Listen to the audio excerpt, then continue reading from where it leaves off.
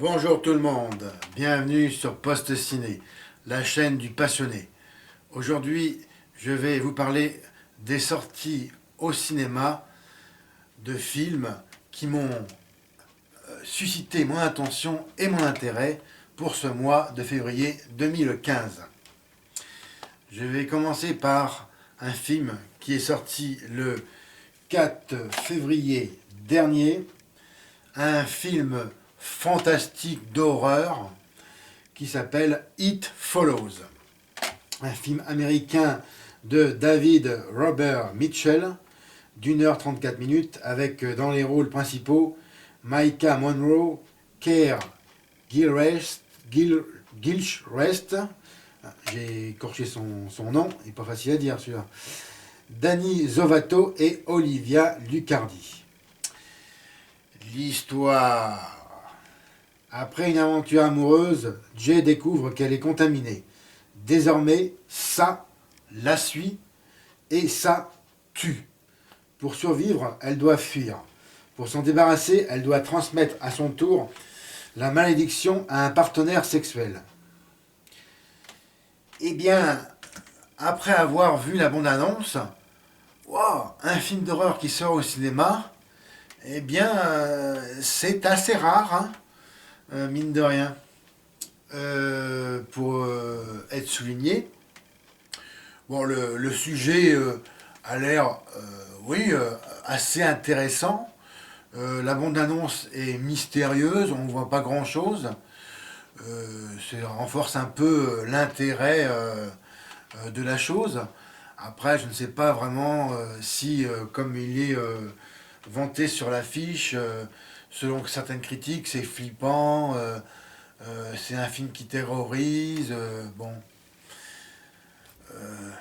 selon mon expérience du cinéma de genre d'horreur, ben moi, il n'y a pas grand-chose qui me terrorise, vu que je suis quand même, après toutes ces longues années dans ce genre de cinéma, en quelque sorte blasé, si vous voulez, ou tout du moins, eh bien, je suis habitué. Alors, j'attends de voir si vraiment c'est un film qui me stressera et qui me terrorisera.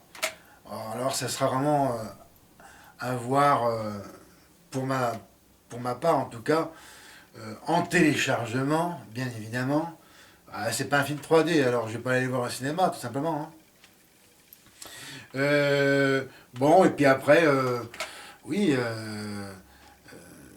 le sujet en lui-même, bon, il n'est pas forcément très original.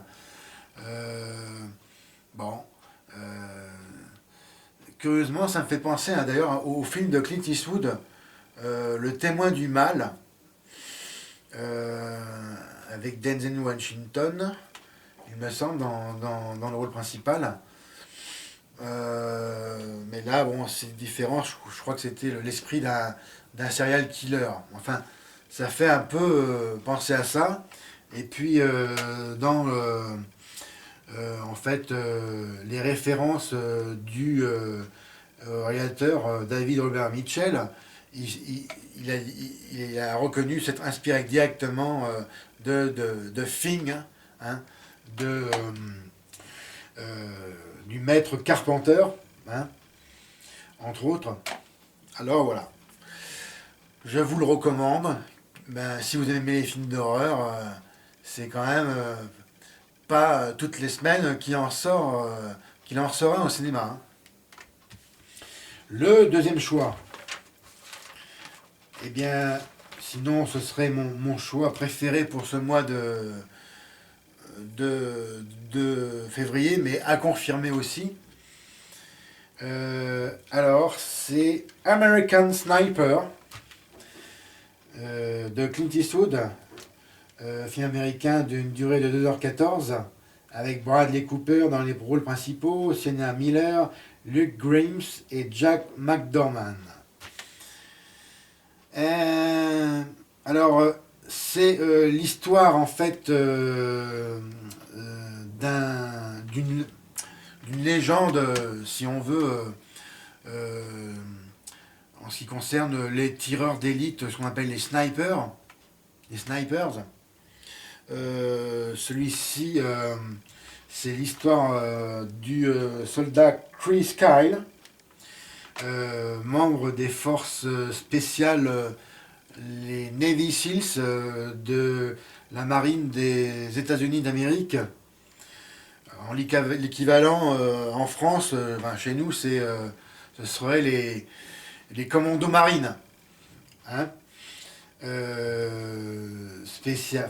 qui sont entre autres spécialisés dans des missions périlleuses et pour, par exemple, secourir des otages ou protéger des ressortissants américains, ou tout du moins récupérer des personnes en général emprisonnées ou prises en otage. Donc, des missions extrêmement périlleuses. Le dernier film de guerre, eh bien, c'est comme dans le film d'horreur précédemment, et c'est vraiment rare qu'il en sorte.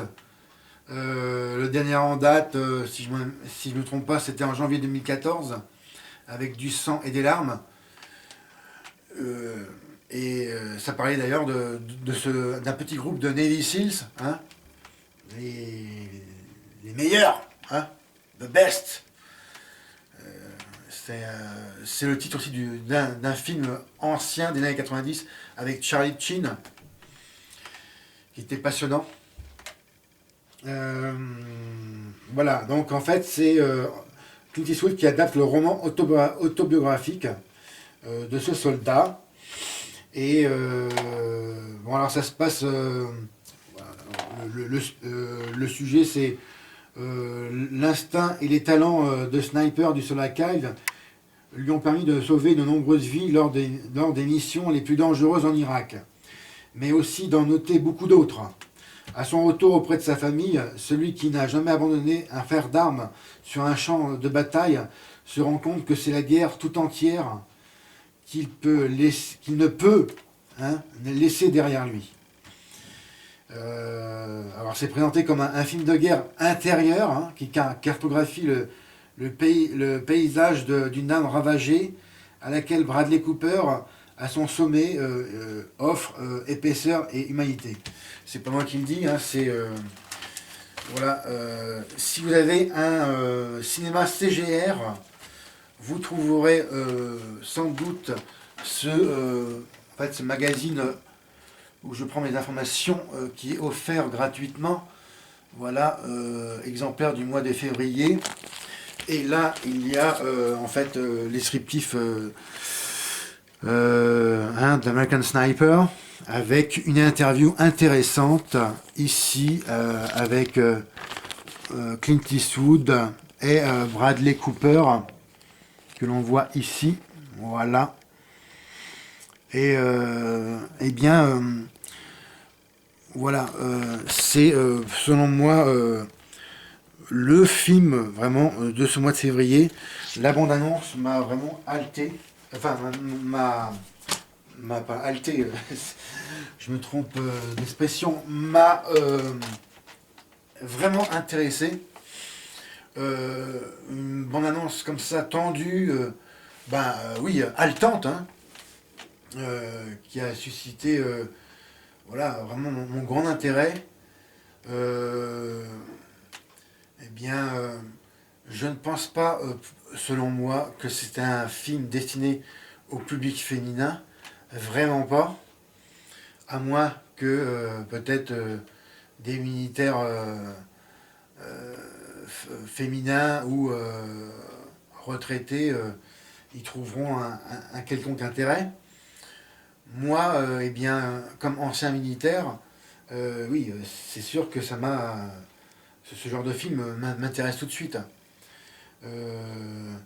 Pas seulement à cause, que c'est un film de guerre, mais aussi ça s'intéresse à la psychologie que l'on a en fait quand on est confronté, à tout l'état psychologique que l'on a, qu'on est confronté à des situations extrêmement stressantes. et surtout le décalage vraiment, j'insiste là-dessus, sur tous les vétérans. Bon, moi je n'ai jamais connu l'expérience du feu, mais ceux qui sont revenus des théâtres d'opération extérieurs, hein, ce qu'on appelle communément dans le jargon militaire les OPEX, eh bien, ils trouveront forcément, voilà, enfin, peut-être une sorte de réconfort, mais en fait, s'identifieront peut-être, voilà, au personnage, peut-être, c'est ce qui est marqué dans l'interview. Euh, Clint Eastwood reconnaît que si il a suscité vraiment une émotion particulière concernant ceci, hein, il aura atteint son objectif de réalisateur. Pour moi, ça m'a l'air vraiment, vraiment réaliste, comme... ben, après, j'ai pas vu le film, hein, mais selon voilà, de ce que j'ai pu lire et puis me renseigner sur Internet, voilà, les situations de combat, voilà, ça fait penser à certaines scènes de La Chute du Faucon Noir. Excellent film. Où là, c'est un membre des commandos de la Delta Force. Euh, la, la, ce qu'on appelle les forces spéciales non officielles de la CIA qui vont justement secourir des militaires piégés en Somalie. Pour revenir à ce film, vraiment, c'est mon coup de cœur hein, de ce mois de février. Vraiment, l'aspect dramatique est vraiment là. C'est lourd. Euh, J'insiste là-dessus. Si vous n'êtes pas vraiment dans un état psychologique en général positif, peut-être c'est pas ce genre de film qu'il faudra aller voir. Ça risque de brasser beaucoup de personnes. Et croyez-moi, je sais de quoi je parle. Euh, voilà, c'est le grand film de ce mois de février. Clint Eastwood, en plus, ça faisait un bon moment qu'il n'avait pas fait de film de guerre.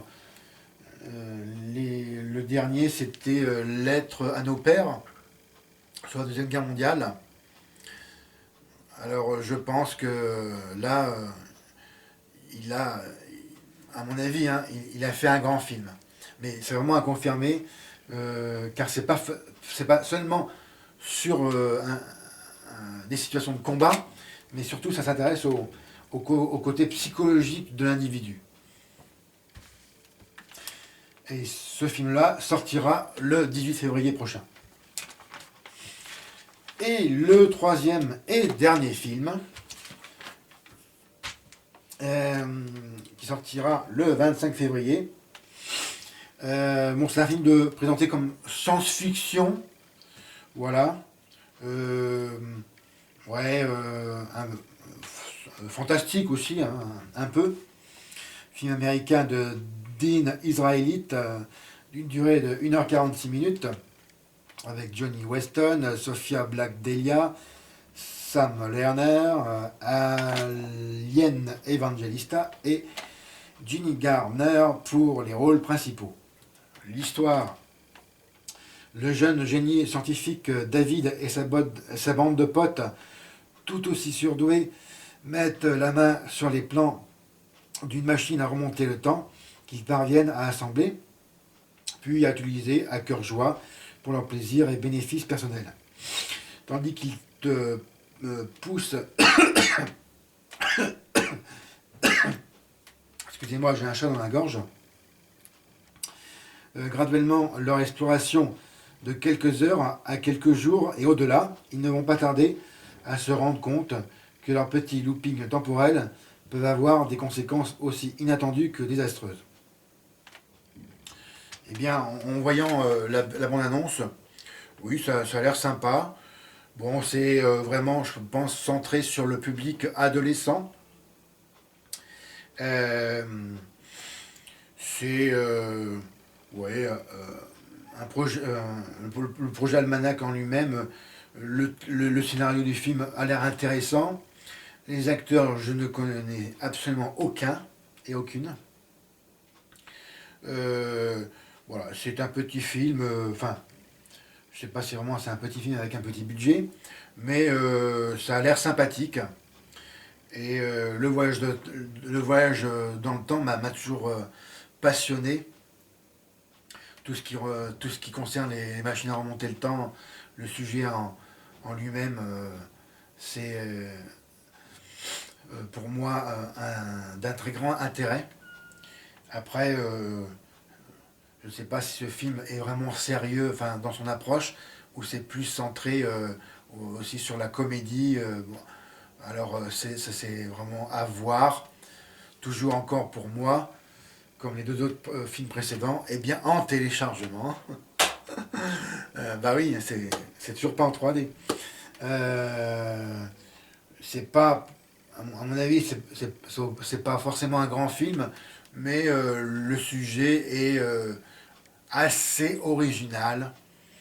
C'est pas extraordinaire, mais voilà, ça change des, voilà, un peu de la donne des films à l'heure actuelle. Et puis, ça a l'air assez frais. Euh, J'entends par là que il y a bah, des jeunes, bien sûr, et puis le rythme a l'air soutenu. Et les effets spéciaux, c'est à voir. Et j'ai assez bien aimé l'annonce, la bande-annonce. Voici ce qui conclut ces sorties cinéma pour le mois de février 2015. Alors je rappelle encore une fois que ce sont les sorties subjectives en ce qui me concerne. Elles ne sont pas objectives et ne concernent pas toutes les sorties de ce mois. Cela dit, merci pour votre attention. Comme d'habitude, regardez et partagez mes autres vidéos. Mettez-moi un M, laissez-moi vos commentaires et encore mieux, abonnez-vous à ma chaîne. C'était Fred. Bye.